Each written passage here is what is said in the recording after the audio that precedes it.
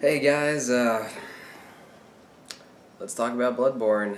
I've been looking forward to this game for a long time. It just got released recently. If you know anything about From Software, this game is supposed to be difficult, notoriously difficult.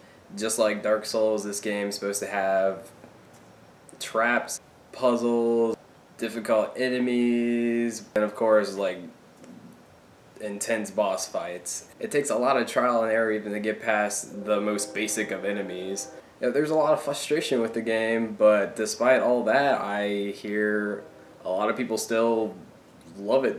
They still play it, and I wanted to see why. I wanted to see if that frustration was worth it. Without further ado, this is my first experience of Bloodborne. Now, I don't want to spoil too much, but I will be going through the first few levels. I want to show some of the enemies. I might show like a shortcut or two. And I want to show the first boss. So if you haven't played it yet and you don't want to see any of that, I would go play it, be the first boss, be the second boss, and then come back and then watch this review. This is my first few hours of playing Bloodborne. When you start the game, you're awoken by an old man who says you need a contract before you begin. Now I can create my character, and once I'm satisfied, I start the game. The first enemy I encounter is some type of feral wolf, and since I have no weapons, I run scared, only to get killed by the next enemy I see. Once I die, I come to the center hub of Bloodborne known as Hunter's Dream. Here you can level up, buy items, upgrade your weapons, and etc. Okay, now the game lets you choose your weapons. I choose this cane, which also is a whip. Now armed, I can face all Bloodborne has to throw at me.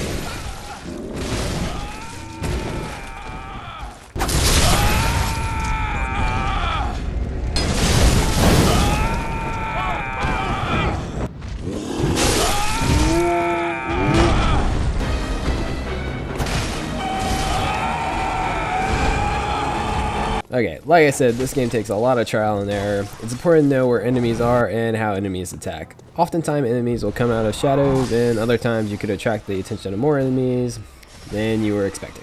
The combat in the game is really addicting though. You have a stamina meter which indicates how often you can attack and dodge.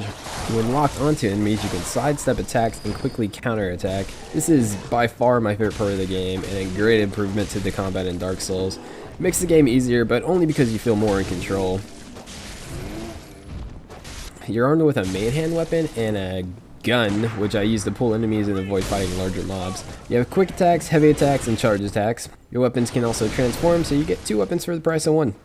Just like in Dark Souls, you collect souls to level up, only here they're called Blood Echoes. When you die once, you have a chance to earn your Blood Echoes back, but only if you either find them where you died or kill that enemy that killed you, as indicated by the glowing eyes. Die a second time, and your Blood Echoes are lost forever. Shortcuts are also an important part to Bloodborne, so be sure to look around for locked doors, ladders, or gates to shorten your path and make this game a little easier. Now, we can't talk about a Souls game without talking about a boss fight. The first boss you meet is the Cleric Beast, and your character actually can't level up until you at least meet him.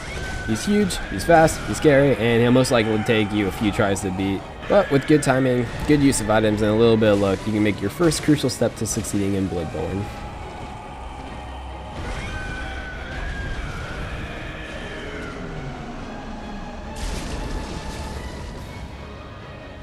Okay, so that was Bloodborne.